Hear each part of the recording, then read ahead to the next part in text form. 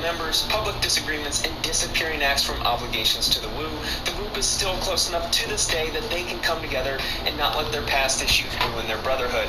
While watching Showtime's excellent documentary titled Of Mics and Men on YouTube, I noticed how the group's issues throughout the years could be traced back to the business side of the music industry. I think it will be fun for us to learn about the music business through the history of the Wu-Tang Clan and why the business side at times tore the group apart. Give me that, stupid. One unfortunate reality of the music business. Oh yeah, I got that. That's a weddie.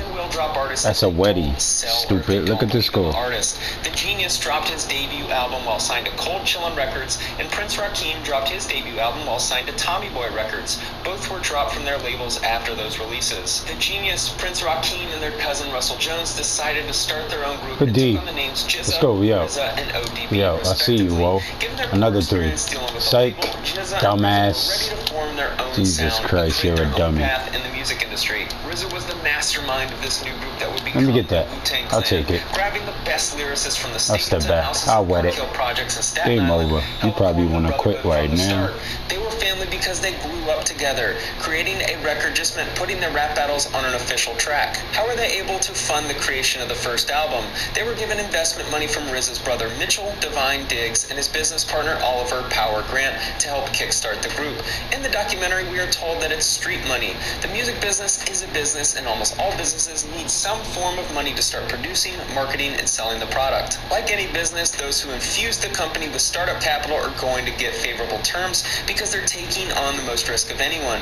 The odds of these MCs from the projects becoming a profitable international hip-hop group is slim to none. Think about a scenario where you invest $50,000 into a local musician. Even though you never play an instrument, write a lyric, or sing a tune, if that artist makes it because of your investment money, then you're going to want some profit. This is why you'll see names like Divine and Power of the Wu-Tang Clan get executive producer credits on an album that they never appeared on. Wu-Tang Productions Inc. was incorporated in the state of New York on August 4th, 1992, with Robert F. Diggs, aka RZA, as the managing agent. RZA was always one step ahead. He knew he had something special brewing with this group of MCs. RZA turns to an associate of the Wu-Tang, Mathematics, for help designing the logo. RZA pays Mathematics $400 for the logo, which was half of his rent at the time. Just imagine if Mathematics would have asked for 1% of all net income generated from use of his logo. The group has money, they have a logo for branding, they have their 8 original artists established, and RZA recruits his cousin John Mook Gibbons to become manager of the group. They're ready to record. Oh my god, I fucked up. I fucked up. What is this? A sample from a kung fu movie and a group of rappers from Shaolin? I fucked up.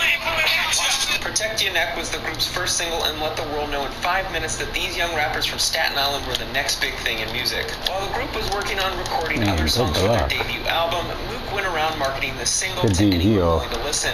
Through his creative guerrilla marketing techniques to generate underground buzz, Mook was able to get the song heard on the radio. Protect Your Neck features the 8 original Wu-Tang Clan members, but the 3 men behind the scenes were just as important to the group's beginning success. Divine and Power for the startup capital, and Mook's ability to generate buzz and get the record played. Steve Rifkind of Loud Records took notice and made the smart decision to sign the Wu-Tang Clan to a record deal. The music industry is shady and full of stories where artists get taken advantage of, but labels still need to take a large financial risk that rarely pays off. The Wu-Tang Clan had 1 single, 8 artists, and didn't exactly make radio-friendly music. I don't have access to the original recording contract, but I imagine RZA received a larger share of royalties for his production on every song.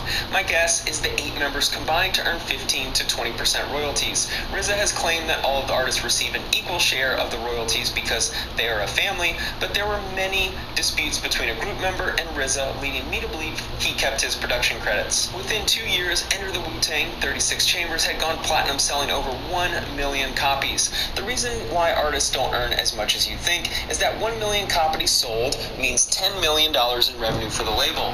15% royalties to the group would be $1.5 million. That gets split 11 ways. Assuming an uneven split, since the original investors would want a larger share and deductions for recording costs and marketing, each artist probably made around $50,000 total over 2 years, or $25,000 per year from royalties. The Wu-Tang Clan is one of the highest selling groups of all time and was able to tour the world for a year, so I hope that none of the artists are struggling financially in 2021, but you can quickly see how much a group needs to sell or how much they need to make on tour in order to have an income that pays the bills. If the Wu-Tang Clan started today in an era where selling 10,000 albums, the first week is the norm, they would really struggle to make ends meet. With the album experiencing some mainstream success, it was time for each individual artist to have their own solo career.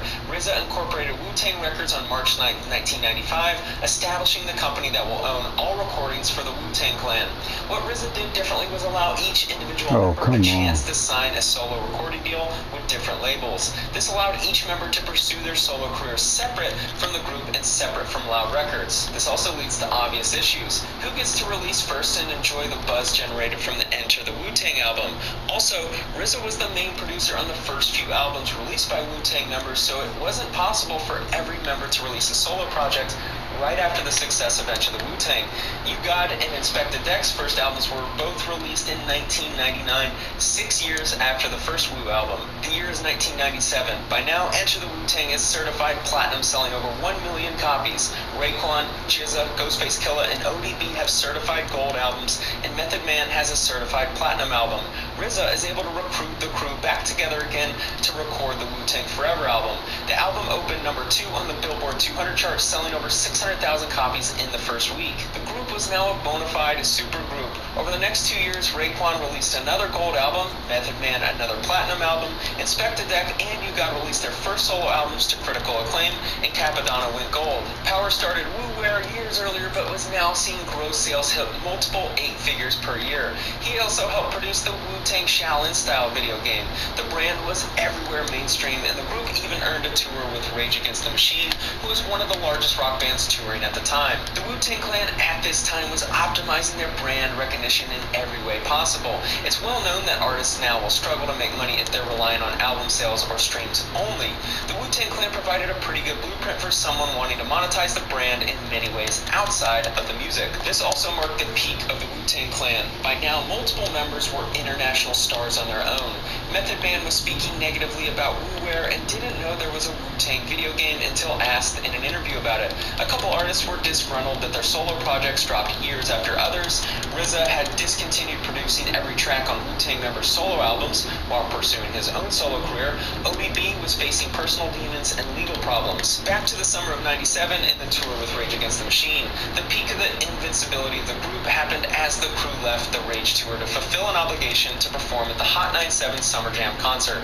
Hot 97 told the crew that they would no longer play their music on the radio if they didn't perform. The crew was forced to pay for their travel and accommodations to get back to New Jersey for the concert and wasn't paid for playing. Ghostface Killah went on stage and got the crowd to chant out F Hot 97, which resulted in the crew being kicked off stage and the radio station not playing their music for over a decade. Some crew members didn't want to return to the Rage tour. From the label's perspective, this would be the headaches of dealing with artists. They were given a great opportunity to promote their brand and make life-changing money on tour with Rage, and to ensure that they maintain a good relationship with Hot 97. But that's how the game is played. They ruined their relationship with Hot 97 and a chance of getting on the radio for promotion for over a decade. The group started to splinter around this time. Despite the complications the group was facing, they were able to release The W, their third album, which sold 300,000 copies in the first week, debuting at number 5 on the Billboard 200 chart in November 2000. Notably missing was ODB, who was only able to provide audio for one song that was sent via a prison telephone due to his incarceration. Just a couple years later, and following the release of their fourth album, the Wu-Tang Clan was facing a lot of internal struggle from artists becoming successful solo acts and not wanting to put their best effort into the Wu-Tang Clan albums. By this time, many of the artists had asked RZA to leave their recording deal with Wu-Tang. In the Of Mics and Men documentary, Divine said that all of the artists leaving their contract with Wu meant he was losing out on $10 million every single year. RZA wanted what was best for each artist and allowed it. I think a desire for an artist to become their own brand is inevitable in the music business, but it means splintering the group collective that existed for so long. Also in the documentary is an argument between Ghostface Killah, Raekwon, and Divine about management fees and money. Once artists see how many albums are getting sold, they see their merchandise all across the globe, and they see packed stadiums chanting their name, they're going to wonder where all of the money went. The label is always going to earn multiples more than artists, and Divine was always going to earn his fair share for being the initial investor and being the businessman behind the scenes. He was always going to earn a larger share than the artist. This uneven split of the money will inevitably lead to resentment in a group, and it happened with the Wu. ODB was released from prison and signed to Rockefeller Records, even though his cousins, RZA and Divine, helped make him into the artist he became. They had to sign on the dotted line to allow Dame Dash and The Rock to take control of his career. You can see it in RZA that he was destroyed by this. When ODB was released from jail, he had no money and needed money to pay for child support. He gladly accepted Rockefeller's advance to start recording under their label. It was pretty clear in the documentary that at this point the group was fractured to the point of no return. U-God left the group over feelings that the group favored other artists over himself. He eventually sued RZA over unpaid royalties. Ghostface Killah also sued RZA for unpaid royalties. 8 Diagrams, the group's 5th album, debuted at number 25 on the charts while selling only 68,000 copies in the first week, a far cry from the previous releases. Raekwon and Ghostface Killah were critical of the sound of the album, even trashing the album in public interviews. The album received fairly positive reviews, but it was clear that the group wasn't as tight-knit as they were in the beginning.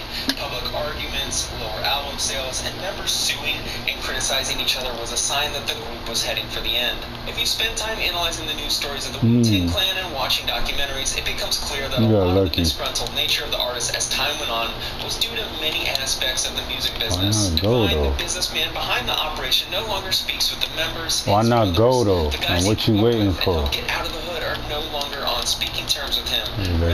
Good still, y'all. Good pass. Why is he fucking around with this? Let's go. RZA deserves a lot of credit for managing the crew the way he was able to. He produced entire albums, one after the other, to ensure the collective shared a similar